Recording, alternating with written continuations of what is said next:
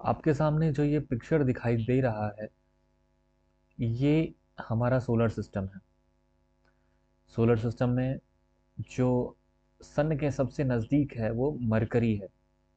उसके बाद वीनस, अर्थ, मार्स और फिर यहाँ पर एस्टेरॉइड बेल्ट पाई जाती है।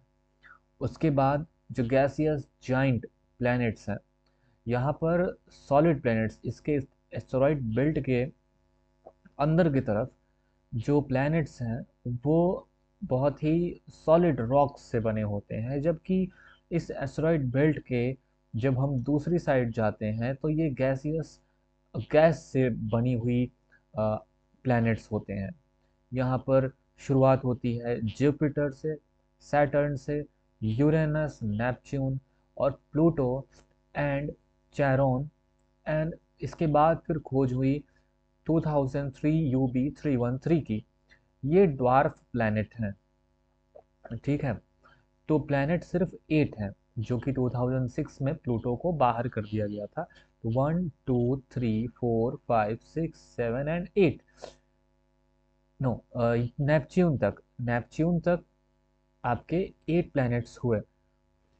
तो जो ये प्लैनेट्स हैं, इन प्लैनेट्स ये जो प्लैनेट्स हैं अपने भी एक्सिस पे घूमते हैं और सन के भी एक्सिस पे घूमते हैं, सन के अराउंड घूमते हैं। ठीक है, तो जब अपने एक्सिस पे घूमते हैं तो दिन और रात होती है, और जब ये सन के अराउंड घूमते हैं तो अगर जिस प्लैनेट पर आपका जीवन है, उस प्लैनेट पर सीजन्स यानी कि ऋतुएं बदलती हैं। कभी वो सन से दूर हुए, कभी पास हुए, तो उसमें सर्दी और गर्मी के बढ़ने और घटने से वहाँ के सीजन्स, वहाँ के एटमॉस्फेयर में चेंज होता है। जो बुध ग्रह है, सूरज के सबसे नज़दीक, उसकी जो सूरज से दूरी है वो 58 मिलियन किलोमीटर्स है। और ये एक दिन में 80, इसका जो एक रेवोल्यूशन है सूरज के चारों ओर, वो 88 दिन लगाता है, और अपने अक्ष पर जो इसका घूर्णन है वो 59 दिन उसको लगता है।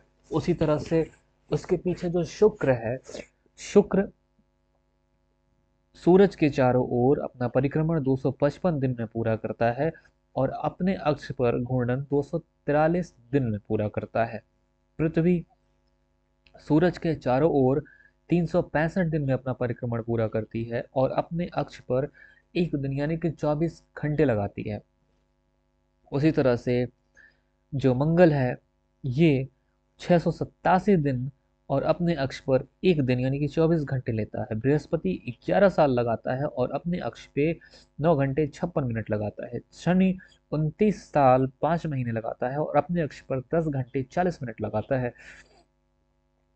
उसके बाद यूरेनस, यूरेनस सूर्य के चारों ओर 84 साल में अपनी परिक्रमा पूरी करता है, और अपने अक्ष पर 17 घंटे 14 मिनट में। नेपच्यून जो है सूरज के चारों ओर 164 साल में अपने, और फिर अपने अक्ष पर 16 घंटे 7 मिनट में।